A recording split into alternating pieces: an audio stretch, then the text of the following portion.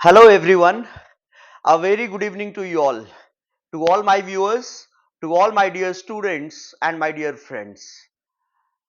I am Avinash, an advocate at Patna High Court and Supreme Court of India.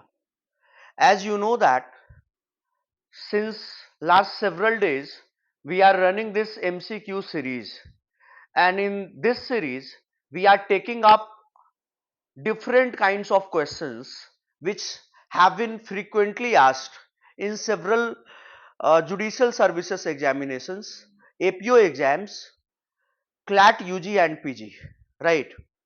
So the questions which I have taken up for discussion today, they are three in number.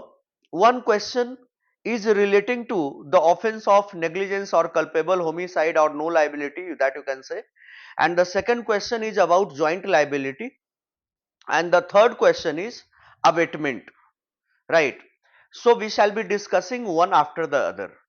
The first question is that A sees B drowning inside the river but does not save him. B is drowned. A has committed what offense, if any? सवाल ये है कि A देखता है B जब डूब रहा होता है, लेकिन B को बचाता नहीं है, और रिजल्ट ये होता है कि B डूब जाता है। फिर से मैं रिपीट करता हूं मैंने क्या बोला।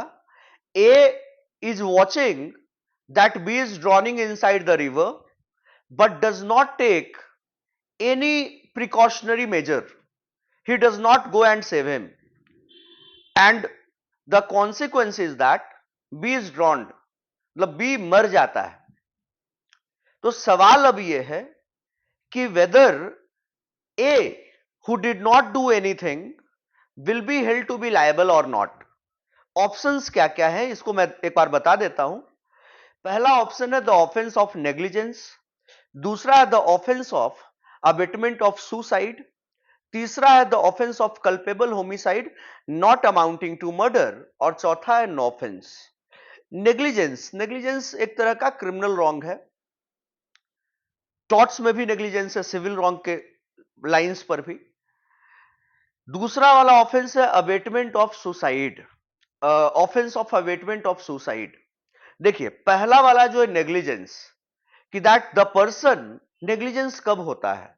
When the person is having the legal duty to take care, legal duty to do something, and then the person omits, means whether suppose that I am a lifeguard and I have been appointed by the government to look after that, say if somebody, if any casualty is there, I have to go and save him. If somebody is drowning inside, then I have to go and save him. और वैसे situation में अगर कोई डूब जाता है तो मेरी जिम्मेवारी है, मैं अगर उसे नहीं बचाता हूं then I shall be held to be liable, मेरा ये नेग्लिजेंट एक्ट माना जाएगा। लेकिन क्योंकि यहां पर जो क्वेश्चन है उसमें ऐसा कुछ भी नहीं कहा गया है कि एक लाइफ गार्ड है, उसको गवर्नमेंट ने अपॉइंट किया है, उसको किसी ने लीगल ड्यूटी, लीगल ऑब्लिगेशन दे रखा है, ऐसा कुछ भी नहीं है। उसमें बस सिंपली बोल रहे हैं कि ए देख रहा है कि बी डूब रहा है और नहीं बचाता है, तो ये नेग्लिजेंस नहीं है। दूसरा है the offence of abetment of suicide. Section 306 of Indian penal code 1860 talks about abetment of committing suicide. Abetment क्या है? इंस्टिगेशन, प्रोवोकेशन, कि आप किसी को सुसाइड करने के लिए प्रवोक कर रहे हैं। तो यहां पर यह भी जस्टिफाइड नहीं है कि जो देख रहा है वो उसको प्रवोक नहीं कर रहा है, ठीक है। तीसरा है the offence of culpable homicide not amounting to murder. तो अब ये कहीं से भी, क्योंकि यहां पर intention, knowledge, reason to believe, इस तरह की कोई बात ही नहीं है, किसी भी तरह के डिग्री ऑफ इंटेंशन की बात नहीं है, तो कल्पेबल होमिसाइड और मर्डर की बात आती ही नहीं है, ठीक है। अगर आप सेक्शन 299 कल्पेबल होमिसाइड को देखते हैं, उसमें क्या लिखा हुआ है? Whoever causes the death of a person by doing an act with the intention of causing the death, comma, with the intention of causing such bodily injury as is likely to cause the death, or by such act it is to cause the death, is said to commit the culpable homicide.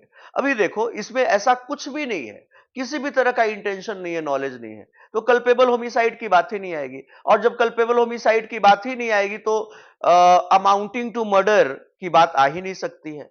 चौथा option है no offence.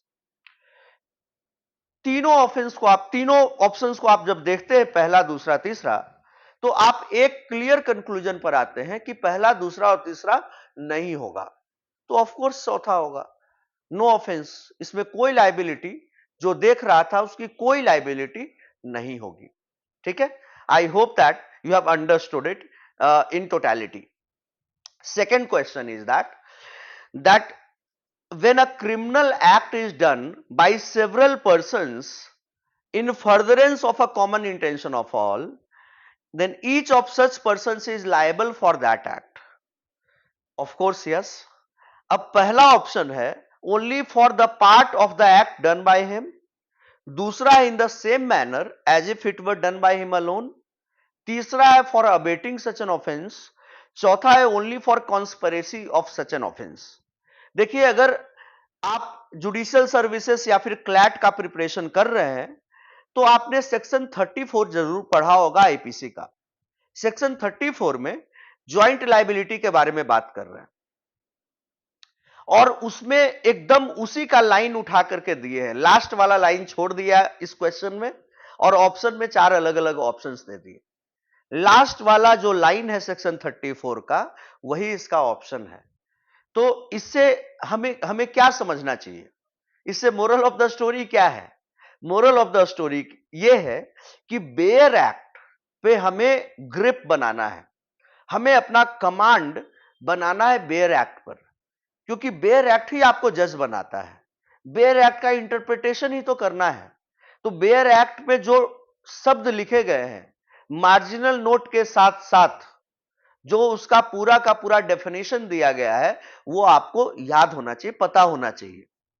तो section 34 में ये साफ साफ लिखा हुआ है कि when a criminal act is done by several persons in furtherance of the common intention of all, then each of such persons would be liable in the same manner as if it were done by him alone, right?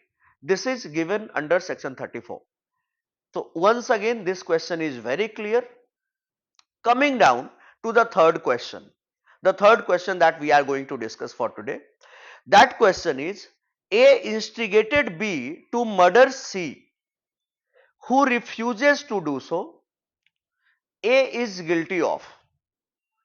सवाल है, A instigated B to murder C, A B को instigate करता है कि तुम C को गोली मार दो, Who refuses to do so, लेकिन बी मना कर देता है कि मैं गोली नहीं मारूंगा। अब सवाल यह है कि ए इज गिल्टी ऑफ। ऐसे समझिए, मैं आपको इंस्टिगेट करता हूं कि तुम राहुल को गोली मार दो, तुम मना कर देते हो कि मैं नहीं मारूंगा। अब सवाल यह है कि तुम नहीं मारे, लेकिन मैंने तो तुम्हें बोला कि तुम जाकर के उसको गोली मार दो, तो यहां पर तुम लायबल नहीं हो, लेकिन हम लायबल हैं, because you refuse to commit the crime, you refuse to carry out the crime as abetted by me. लेकिन मेरा जो रोल था भाई साहब, मेरा जो रोल था कि मैंने इंस्टिगेट किया तुम्हें, मैंने प्रवोक किया तुम्हें, तो मेरा रोल काफी क्लियर है। अब मेरे बोलने के बाद तुमने एक्ट कमिट किया या नहीं, मैं लायबल हूं। मैं क्यों लायबल हूं? क्योंकि जो मेरा रोल था अबेटर का, वो मैंने पूरा कर दिया। ये राहुल का सौभाग्य था कि तुमने मना कर दिया कि मैं उसको नहीं मारूंगा। ये राहुल का फॉर्चून था कि तुमने मना कर दिया, लेकिन मैं तो लायबल होऊंगा ही, क्योंकि मैंने तो आपको इंस्टिगेट किया ही कि तुम जाकर के मार दो। तो मेरा जो मेरी लाइबिलिटी है उसको आप न्यूट्रलाइज नहीं कर सकते। मैं लायबल होऊंगा ही होऊंगा। I shall be held to be liable for the offence, right. तो इसके जो 4 ऑप्शंस है, मैं एक बार ऑप्शंस को भी बता देता हूं, इसके बाद हम लोग फिर आंसर तो आप समझ ही गए। पहला ऑप्शन है नो ऑफेंस, दूसरा ऑप्शन है अबेटमेंट टू कमिट मर्डर, तीसरा है क्रिमिनल कॉन्स्पिरेसी, और चौथा है abetment to commit culpable homicide not amounting to murder. कोई दिमाग नहीं लगाना है, this is abetment to commit murder, option second is the right option. Abetment to commit murder. हमेशा याद रखिएगा कि जिसको आप अबेट करते हैं, अगर उसके तरफ से रिफ्यूजल भी है, अगर वो मना भी करता है कि मैं क्राइम नहीं करूंगा, मैं उसको गोली नहीं मारूंगा, आप जो अबेट किए वो मैं नहीं करूंगा, उसके रिफ्यूजल के बाद भी वो बंदा लायबल नहीं होगा जिसने रिफ्यूज किया। लेकिन आपने आपने जो बोला, आपने जो इंस्टिगेट किया, प्रोवोक किया, आपकी लायबिलिटी बिल्कुल आपके ऊपर एट्रीब्यूट की जाएगी, चार्जेस आपको इंप्लीकेट किया जाएगा। You shall be held to be liable for the offence of abetting the commission of murder, right. तो तीनों क्वेश्चन को मैंने आपको इन डेप्थ बताने की कोशिश की है, समझाने की कोशिश की है। स्टिल अगर आपको लगता है कि और भी ज्यादा मुझे बोलना चाहिए, और भी एग्जाम्पल्स देने चाहिए, तो आप बताइएगा। मैं और भी ज्यादा एग्जाम्पल्स, और भी लाइव एग्जाम्पल्स के साथ चीजों को एक्सप्लेन करूंगा, right. I hope that you have understood the entire concept in its totality, right. और भी किसी भी सब्जेक्ट में आपको कोई भी डाउट लगे, किसी भी कॉन्सेप्चुअल क्लैरिटी की जरूरत हो, तो आप हमें मैसेज कर सकते हैं कमेंट सेक्शन में, या फिर हमारे मैनेजमेंट डेस्क पे भी कॉल करके बता सकते हैं, मैसेज कर सकते हैं, right. And I will be happy to clear your doubts, to make you conceptually sound. My only endeavor and intention is to make law a very interesting subject all around, right. That's the sole intention for which I am working, right. So I hope that you have liked the video. Thank you everyone for watching me. Stay tuned on the YouTube channel of Chanakya Judicial Academy and Chanakya Classes, India's biggest brand in law. Thank you everyone. Jai Hind.